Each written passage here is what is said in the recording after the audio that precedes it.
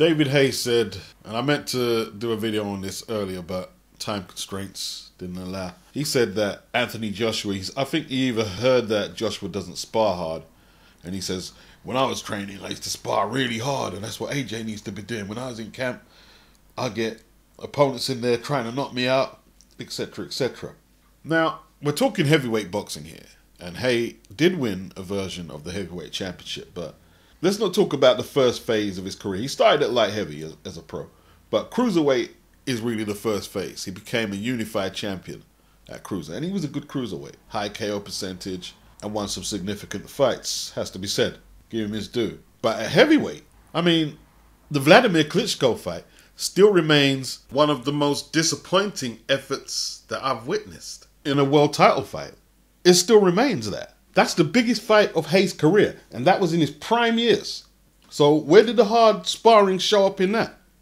AJ got caught with a big shot and it took the fight out of him. I guess shit happens. Yeah? But AJ, in every fight I've seen, even in the Parker fight, has committed to attack way more than David Hay did in the biggest fight of his career. So I'm not comfortable with Hay talking about what kind of sparring AJ should do. And then you got the history of the David Hay pullouts from 2005. Mark Hobson, what was that? Cruiser.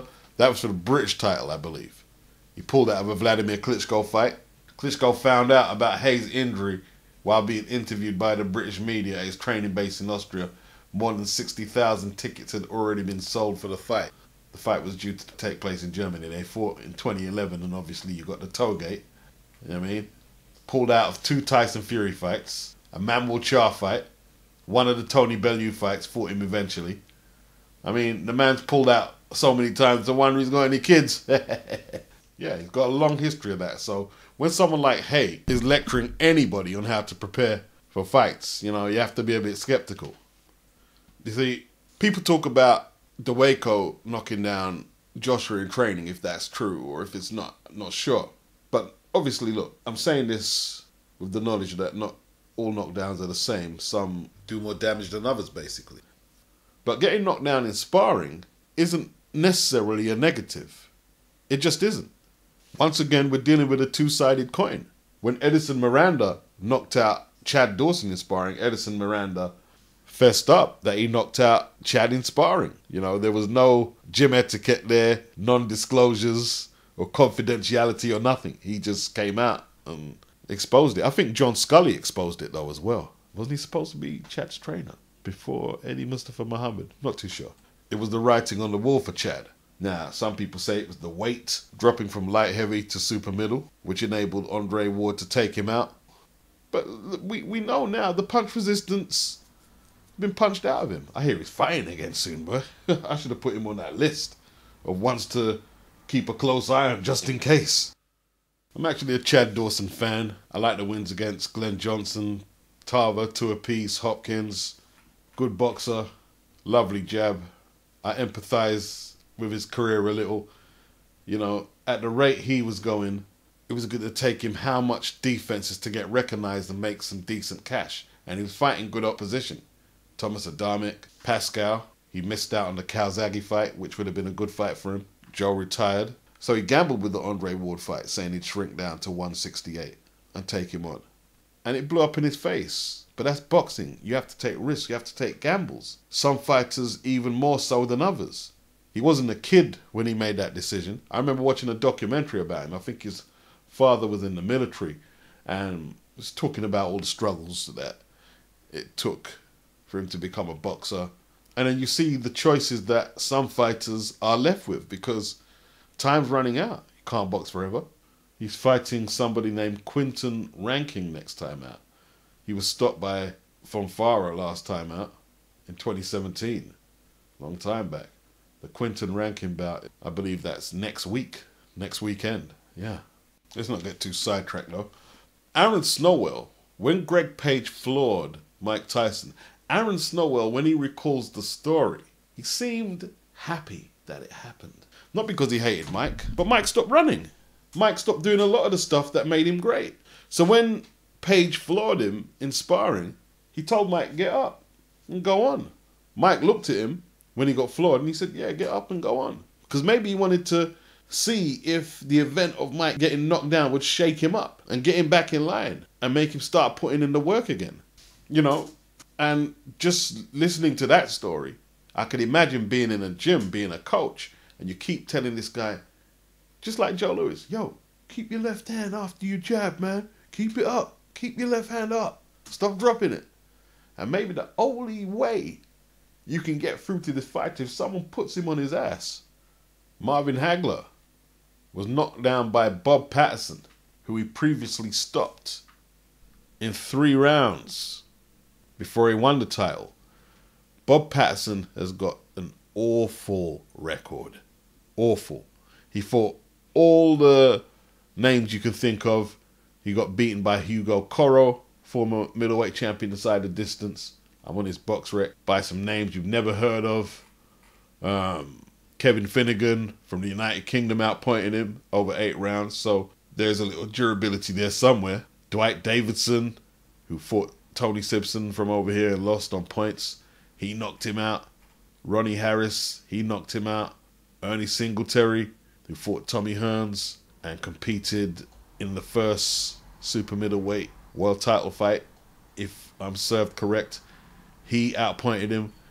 Scypian outpointed him. Scypian, another Hagler victim. Hamshaw knocked him out. James Hardrock Green, he took him out. Pierre-Frank Winterstein from France, who had a ridiculous record at one stage of his career, from what I remember. A winning record, though. A winning record. I remember James Cook beat him up. Vinny Curto, fringe contender, he knocked him out. Ronnie Harris outpointed him, beat him again. Jean-Marie Embury, he took him out. Horrible record. Horrible record. 19 wins, 24 losses, 2 draws, 9 KOs. He was stopped 15 times. He floored Hagler before the Mugabe fight. Yeah. It was a 4-round sparring session. And it says here Hagler missed the right hand and was off balance. That's what Hagler says. Hagler, obviously, he said that wasn't a knockdown. Marvin stayed in tough guy mode 24/7. Patterson for a left hooked, and Hagler indeed landed on the seat of his trunks. He got up immediately, said, "Good boy," and went back to work. They say Hagler looked strong during the last 4 rounds. He worked wearing a t-shirt inscribed, "Mugabe will fall." Mugabe had 26 fights, 26 victories, 26 by knockout. He was the #1 ranked contender for Hagler's crown from Uganda, trained by the great George Francis from the United Kingdom. And in retrospect now, that knockdown in sparring probably signaled what we saw in the Mugabe fight. The Mugabe fight was the fight that inspired Sugar Ray Leonard to come out of retirement. He said when he was doing commentary work on the Mugabe fight, he says, "I can beat Marvin." This was the time.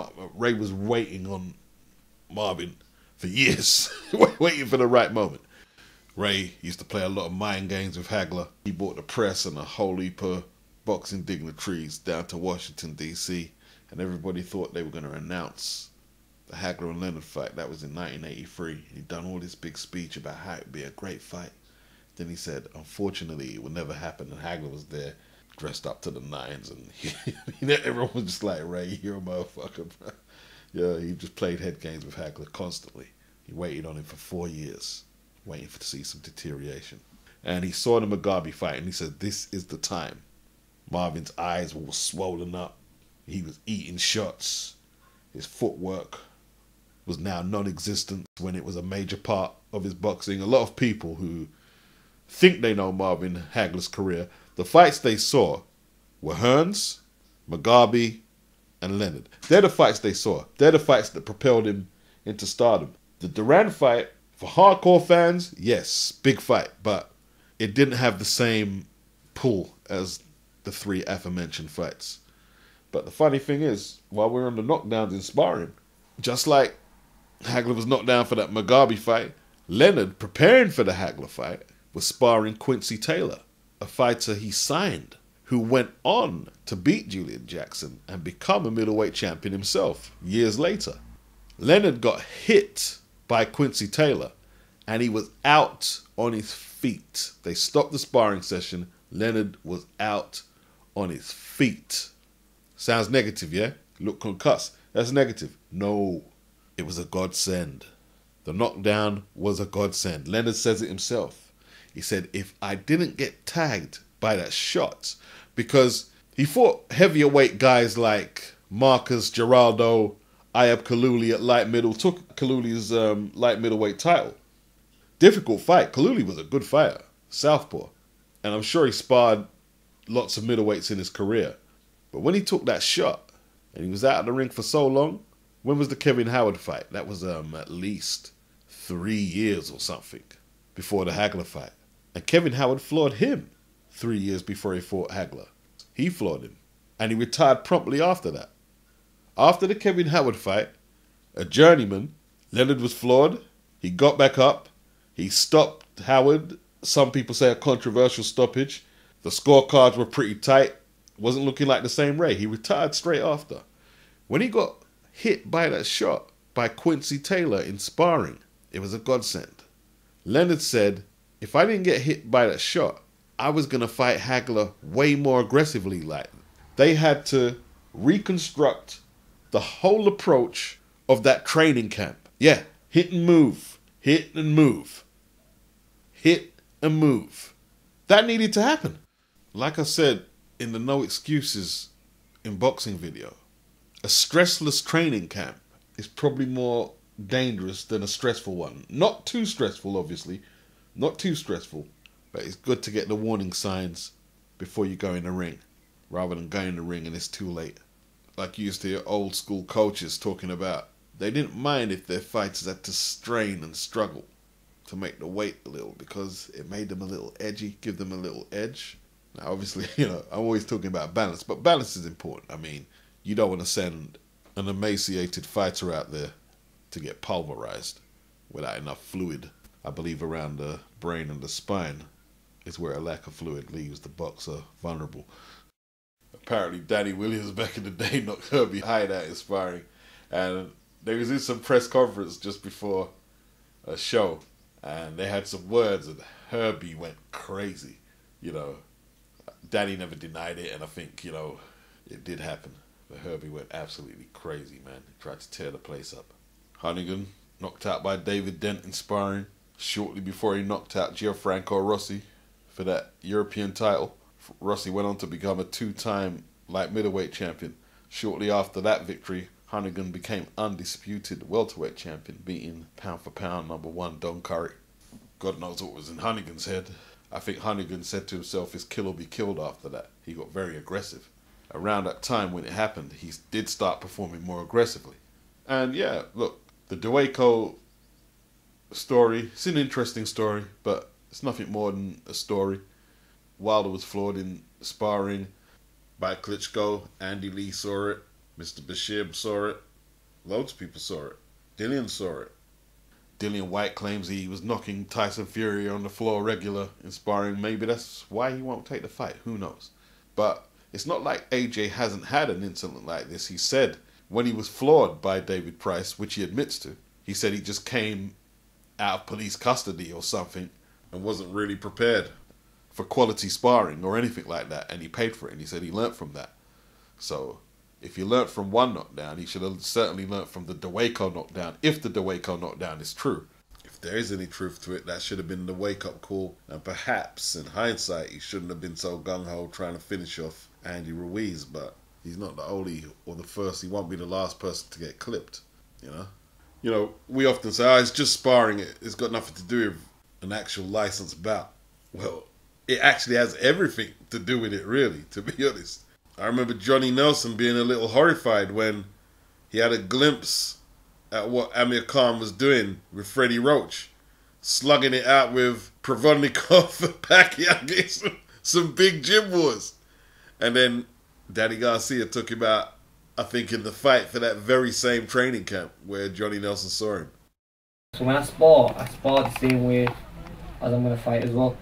And at times I have gone in sparring sessions and I've gone in having wars with my sparring guys, and I've got caught with silly shots I've never got, and he's pulled me to a side and said to me, look, what the hell are you doing? That's not you. Go back out there or just go home. You need to be told that. I need to be told that, and look, this is the only way it's going to sink in. Whereas I remember the wars I used to have in the wildcard gym. I used to have wars in the gym. Like, but I thought it was good to do that because when I used to have wars, I used to think to myself, maybe it's good because that's what Freddie Walsh wants me to do. It's building my fitness and it shows that I'm hot. Of the sparring, I was kind of taken aback when I saw this in the behind the ropes the Tuesday before the fight, and you were getting into a tear up, and I couldn't understand why you was doing this in preparation for a fight that you should have been boxing in. See, but the sparring is just one part of why Khan fought how he fought against Garcia. When Angel Garcia started talking about flying carpets and no Asian can fight and stuff like that, or Indian or whatever he said, that enraged Khan. I think that enraged Khan just as much as he fucked up sparring the way he was sparring. The guy he's sparring in the video in the description box, you can watch it, it's sick. It's sick. His name is Sukrab Shidev from Russia. I thought it was Ruslan Provodnikov at first. No. Sukrab Shidev. He's actually unbeaten, 12 fights. He hasn't fought since 2017. They do say that you have to keep a watch on the bigger gloves and the headgear compared to the smaller gloves and no headgear in a pro fight. It can lead fighters into false senses of security, how durable they are, and what kind of punch they can take. Tunde Ajayi, he says sparring is a fight. Like, a fight is a fight. He doesn't separate the two. His theory is that sparring shortens careers. He said he's not going to bring no sparring partners in to prepare Yard for Kovalev.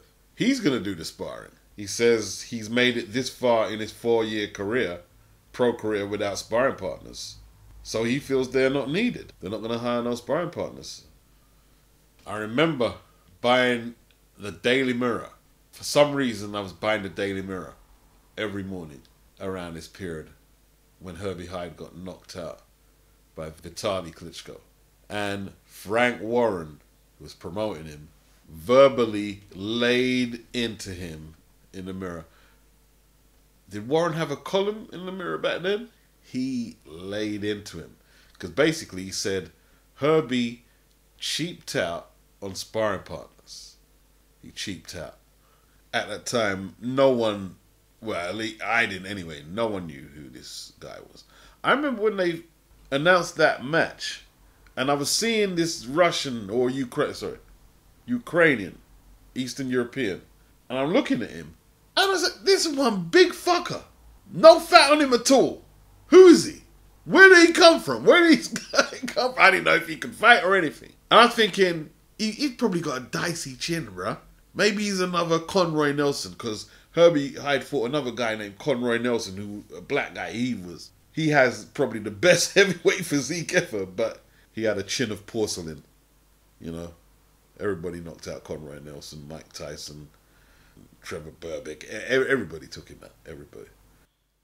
Strange fight. It was hard to make out how powerful the shots were that landed, but if you see some of the shots from the right angle, yeah, he got hit.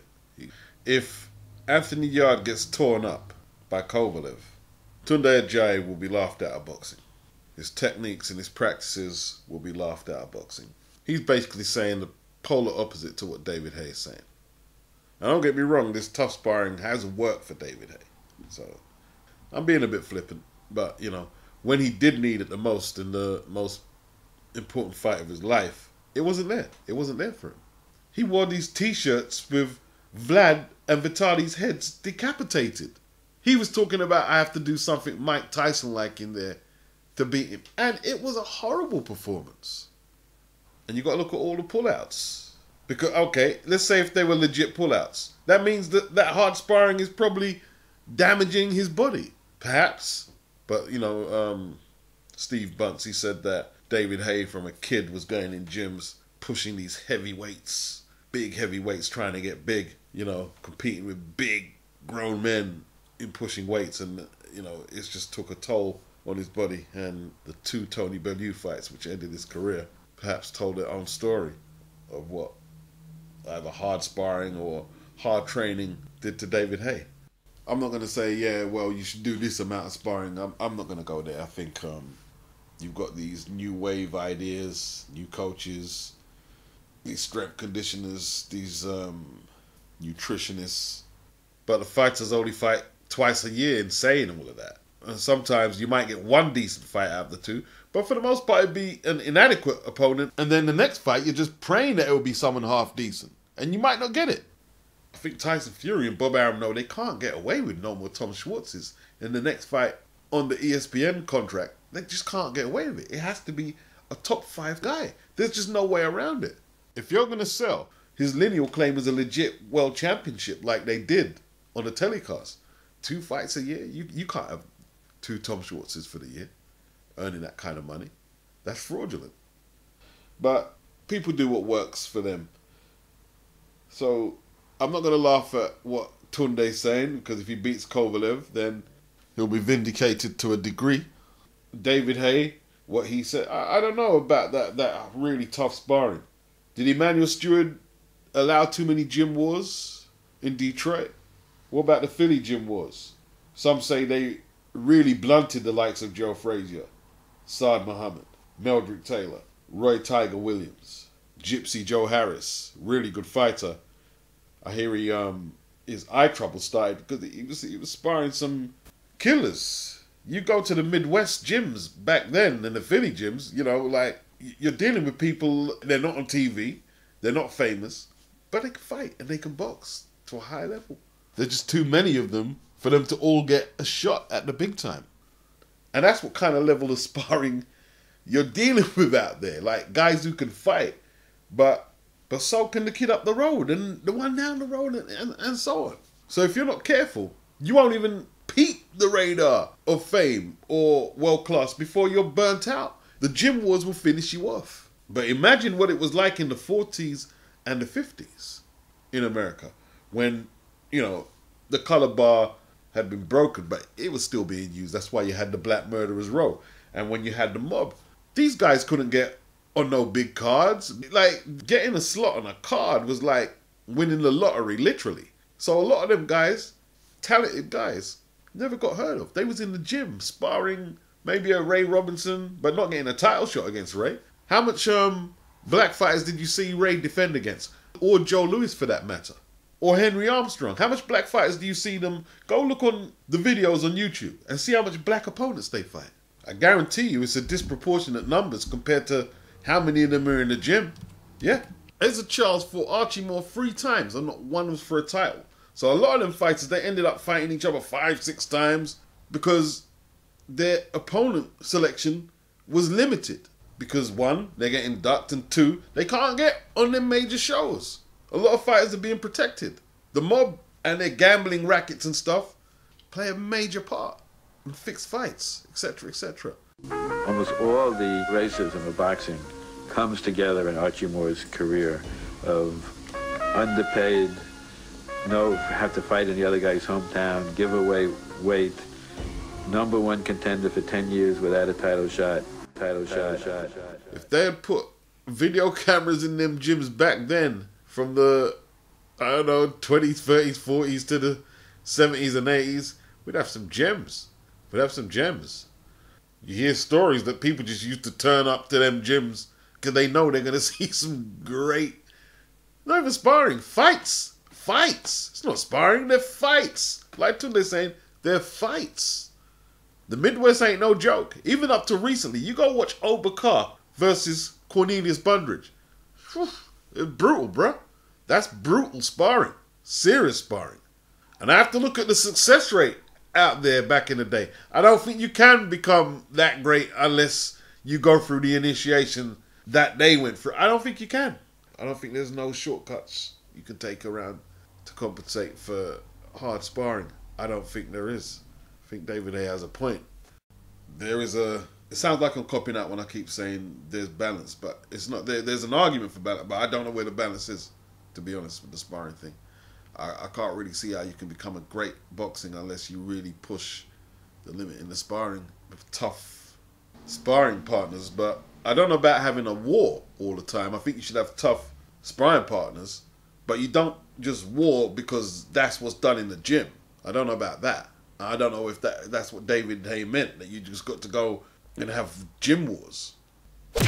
I'd love to get hold of them David Haye, Deontay Wilder, Richard Tower sparring videos. It looks like a very entertaining watch. But Hay is keeping a close lid on the contents. But that's the thing, you know, he's getting quality sparring. I mean, that is good sparring to prepare for Tyson Fury. But you're pulling out. How much is it costing the guy? Is that sparring working for him, really? With the amount of pullouts? With the amount of injuries the guy's going through? There's one guy, Curtis Parker, who Michael Nunn knocked out in a round. That was the first time I saw Michael Nunn. You know what bad man Curtis Parker was in them gyms? They said he beat up Tommy Hearns, bruh. Tommy Hearns went to Philly out here. And they say that Curtis Parker beat up Tommy and her. It's not a joke. One of my favourite white heavyweight is Jerry Quarry. He used to spar his brother, Mike Quarry. But that's brutal sparring. And Jerry Quarry ended up with serious pugilist dementia. And I think it affected his brother Mike too. But you just got to look at Jerry's resume. You can see why. He fought way beyond when he was supposed to stop as well. Them gym wars didn't help either. David Reed, they say he was another victim of them gym wars. And they just pushed him too fast, too early. I never even heard of Liam Taylor. I'm sure I read about him in the magazines back in the day, but it wasn't ringing a bell. And Laugh at First Sight, they started talking about him on their vids. Guy won Golden Gloves. Drugs ravaged him just like it did a lot of fighters in the 80s. The cocaine shit. Spinks doesn't deny it. The sparring sessions, he says Leon gave him hell. He said he couldn't catch him, couldn't hit him. They said Leon got shot in the neck playing the streets. And a week later, Michael Spinks say he was sparring again. It's crazy stories. I don't think Laugh at First Sight covered the fact that he beat up Alex Stewart in sparring, and Alex Stewart was 24-0 as a pro, 24 KOs. But that's your video for today, folks. That's all I got for today. Peace. Mr. Moneybags is back with bands in this bitch. Hopping down the block, selling grams off the zip. Ain't nothing changed, bitch, we still on the A. Gon' fuck with the team, bitch, I kill for the A. Keep it real with the A, I'm for real with it, man. Play your cards right and we gon' deal with you, man. Baby looking at me, say she fuck with me the long way. Bands in my pockets and they only fit the long way. 6 for a half, give me 12 for the 24. 12 for the 24. Tryna get them gone, so the plug send me 20 more. Take all of my bros and go crazy in the Louis store. David Benny high, so I pull up with a dime. Hop up with a shine like the whole world mine.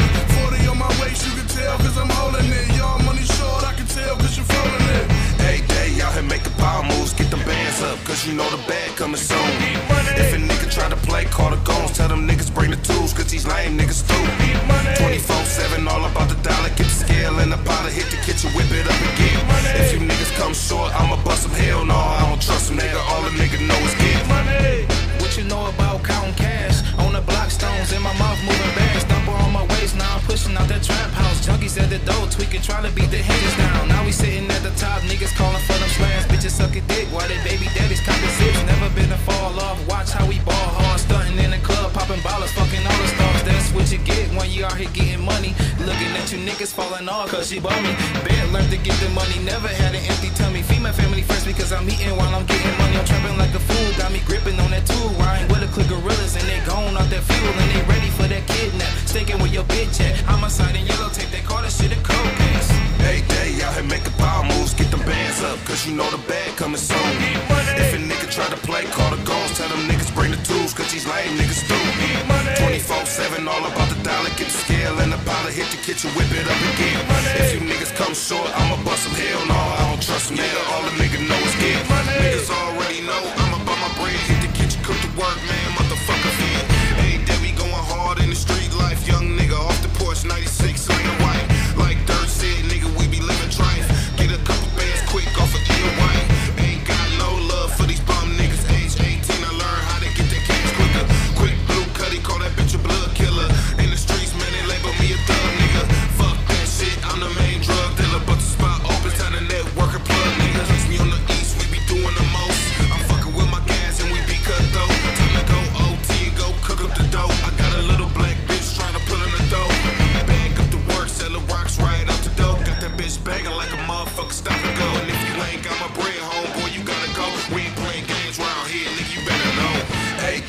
and make the power moves. Get the bands up, cause you know the band coming soon.